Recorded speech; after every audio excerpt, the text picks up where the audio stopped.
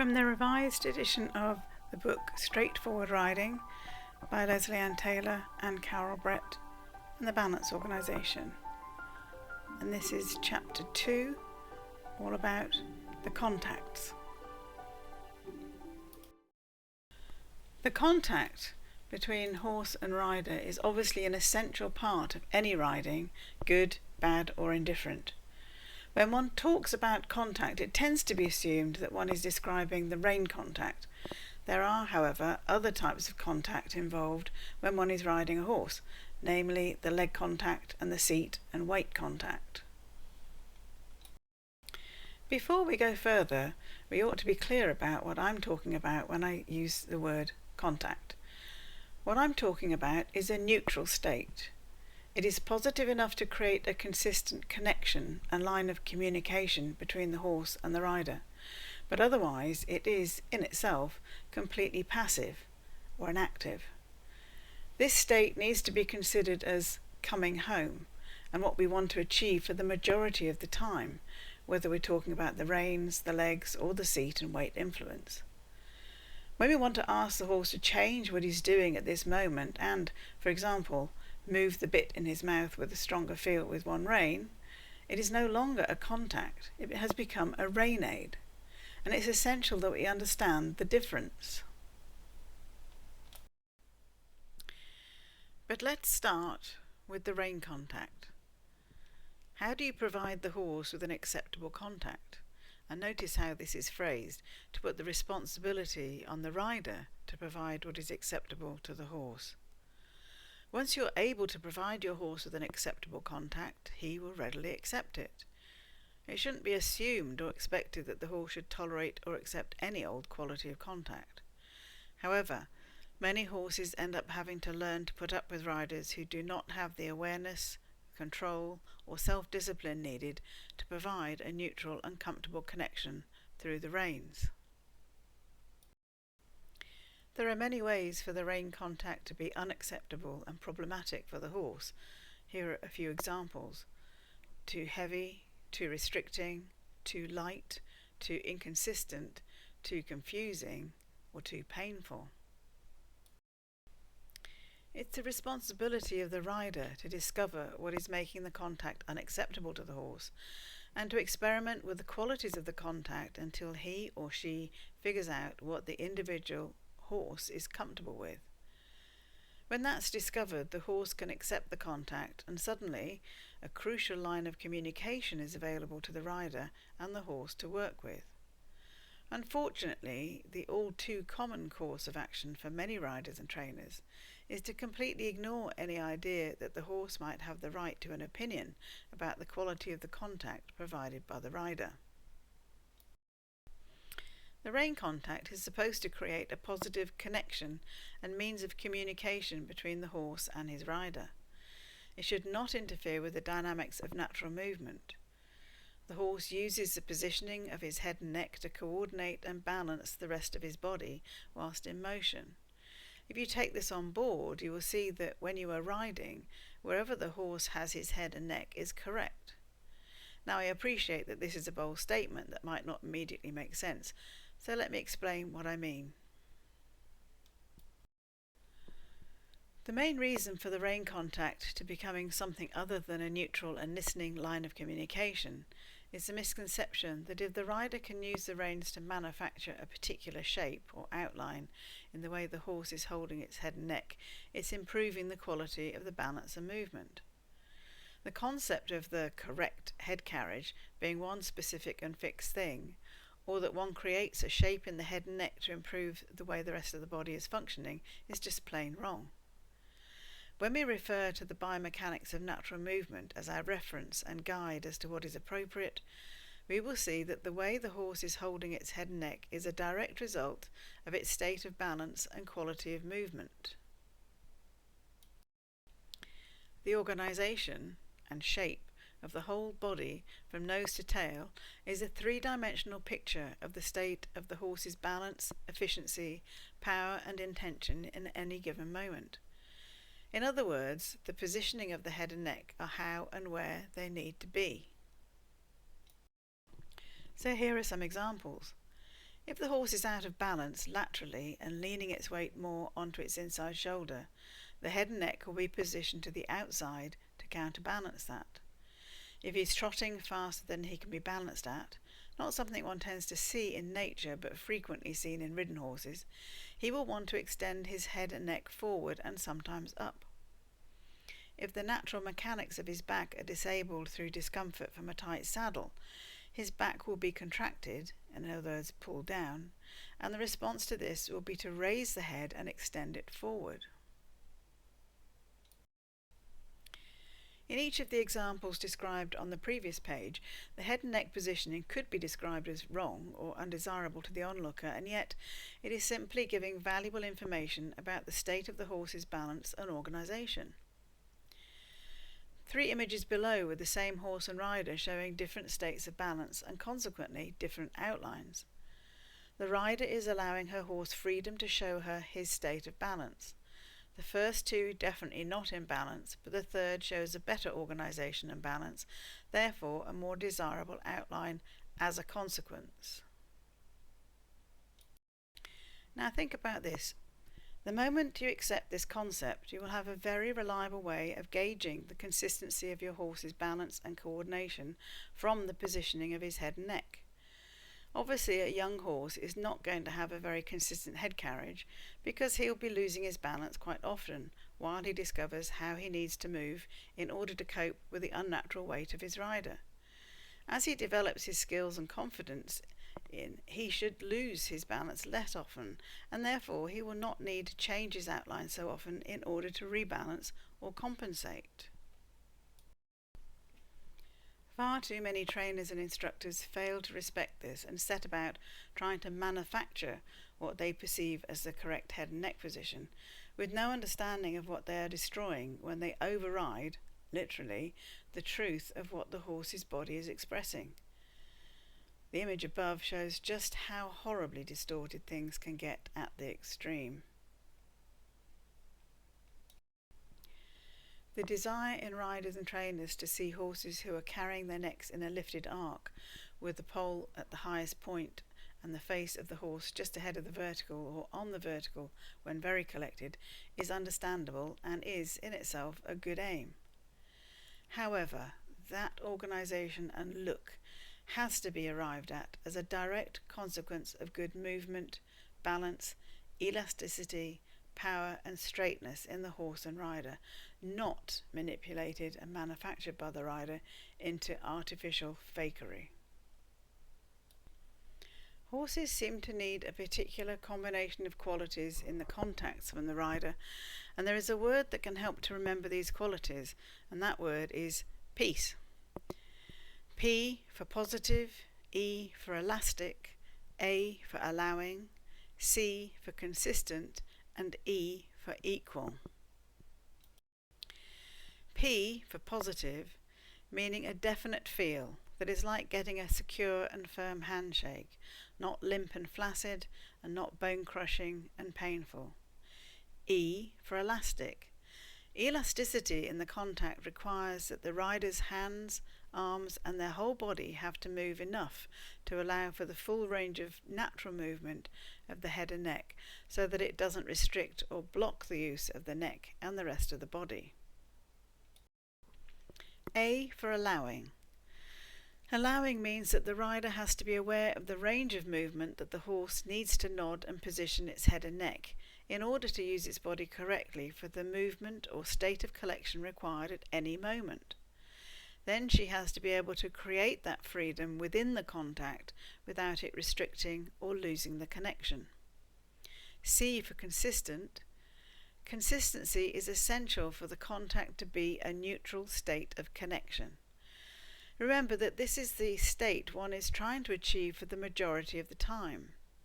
If the contact is consistent, the horse will notice a small difference when the rider needs to use the rein to give an aid. If the contact is inconsistent, how does the horse know which accidental pull and jiggle is an aid? E for equal. Equal is an important state to keep returning to in order to provide a neutral connection between the horse and the rider. The only time that the left and right rein contact changes is when it becomes an aid for only as long as necessary and for the horse to respond, and then it returns to equal. Unfortunately, many riders are not in control of their own body and limbs enough to be able to provide a peaceful rein contact. Instead, the reins, and therefore the bit and the bridle, are constantly moving and either too strong and inhibiting or too weak and inconsistent. So how is the horse supposed to understand which jiggle or pull is an aid and which is just the rider being unbalanced and unable to be consistent? It's interesting to note that many riders assume that all horses will prefer a very light rein contact.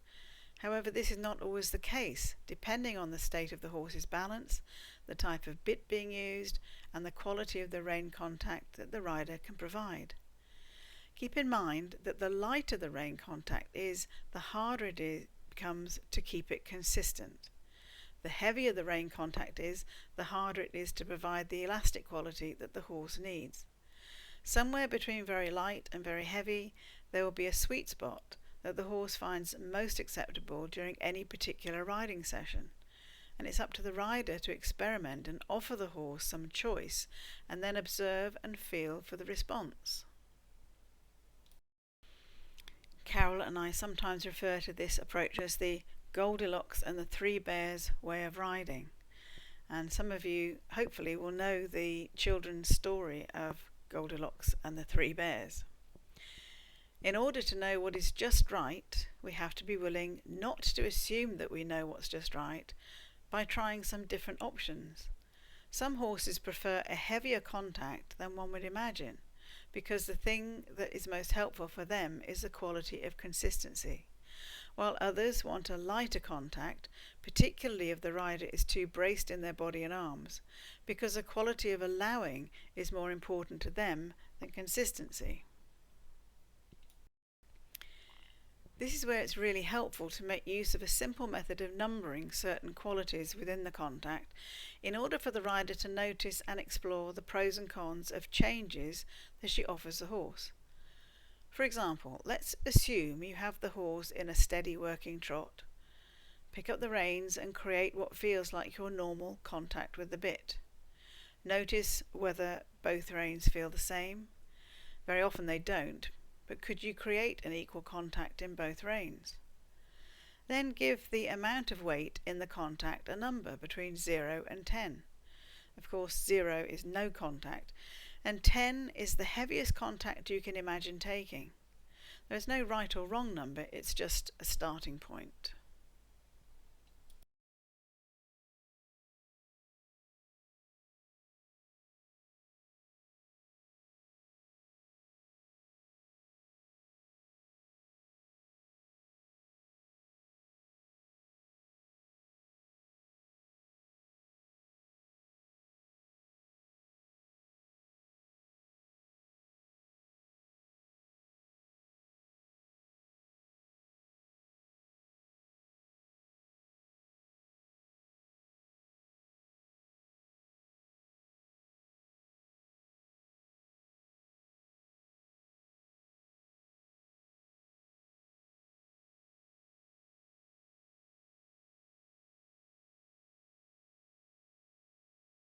Now you have created your starting point with its number. So let's imagine the number you've given it is a 4. So now you're in a place where you can offer the horse a 3 feel in the reins, and allow the horse to explore that for a circuit and notice whether that improves the overall quality of the trot, the consistency in the head and neck position, etc. Then go back to your number 4 feel and notice how that feels by comparison. Better or worse, hotter or colder. Now you can offer the horse a number 5 feel down the reins and see how the horse responds to that. And remember that the higher the number in terms of weight, the more important the quality of elasticity is. Spend a bit more time in trot with this slightly heavier feel and be curious about how the horse responds.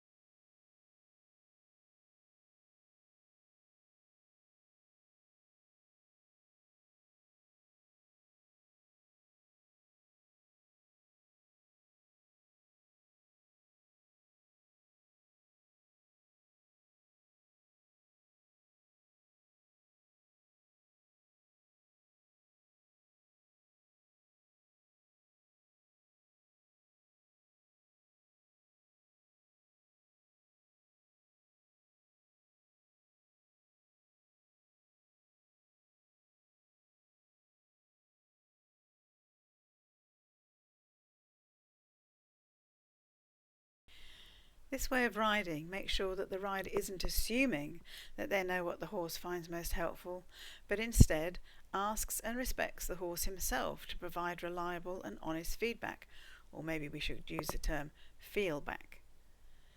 When Carol and I started to teach in this way, we noticed how often riders were reluctant to offer the horse enough weight in the reins to really be sure of how much was too much. So often they worried that anything more than a light contact was unkind, or so braced in their own bodies that they couldn't offer the horse a firmer contact to try without blocking its movement through a lack of elasticity. So with this in mind, we set about creating a very simple training aid that the horses could use to teach their riders what they want.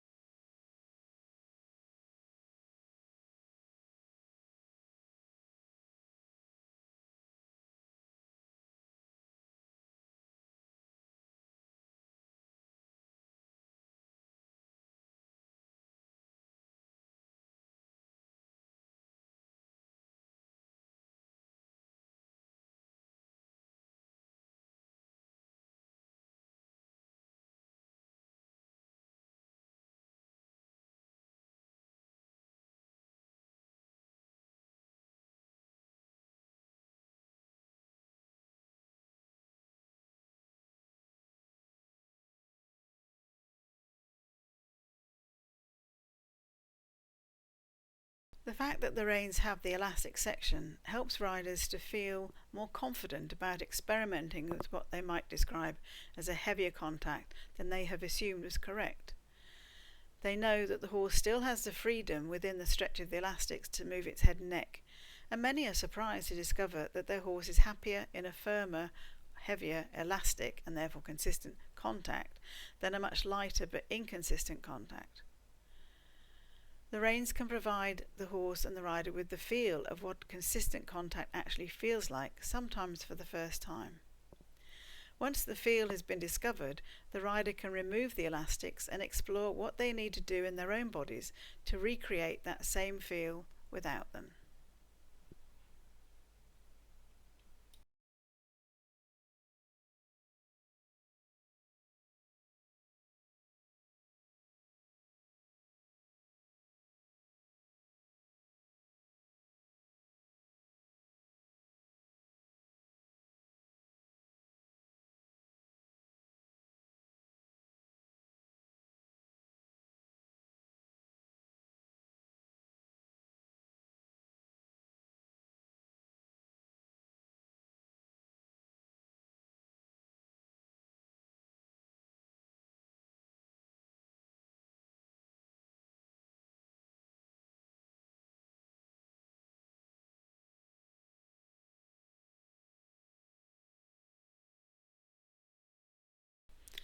What we came up with was what we called easy reins. And easy reins consist of a normal set of standard continental webbing reins, but with an additional D-ring set part way along the reins. And this allows the attachment of a set of elastic sections.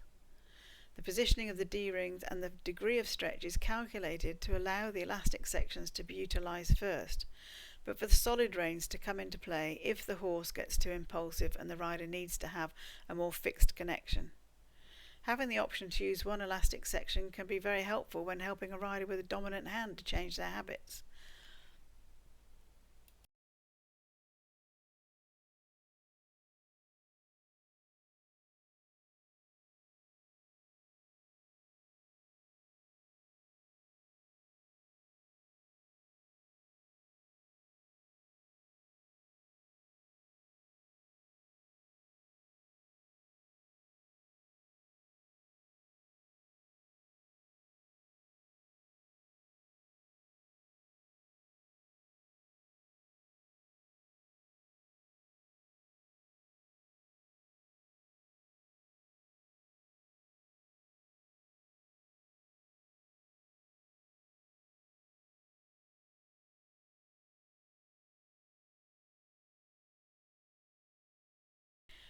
I've deliberately focused in this chapter on talking about the rein contact, but when you think about it, all of the contacts need to have this peaceful quality. The leg contact needs to be positive, elastic, consistent and equal, unless the legs are being used to give a clear aid, which should be quick, clear and then return to the neutral, peaceful state. The seat and weight contact needs to have the same qualities. So the rider's aim has to be to understand the difference between creating a peaceful contact or an aid and be physically capable of doing either of them equally well.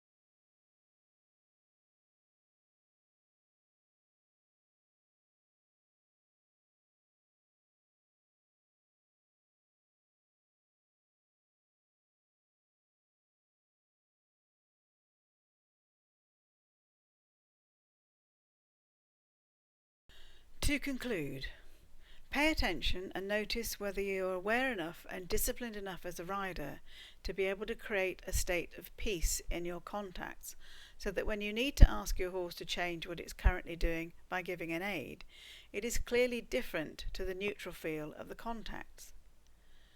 As soon as a horse has responded to your aid, make sure you return to your neutral state, which rewards the horse for his willingness to comply with the aid. Remember that every riding session is unique, and so the best contact you offer today might be too much or not enough next week, depending on many factors. And use the numbers game to help you to test whether the contacts are as helpful to the horse as you think they are. Don't assume.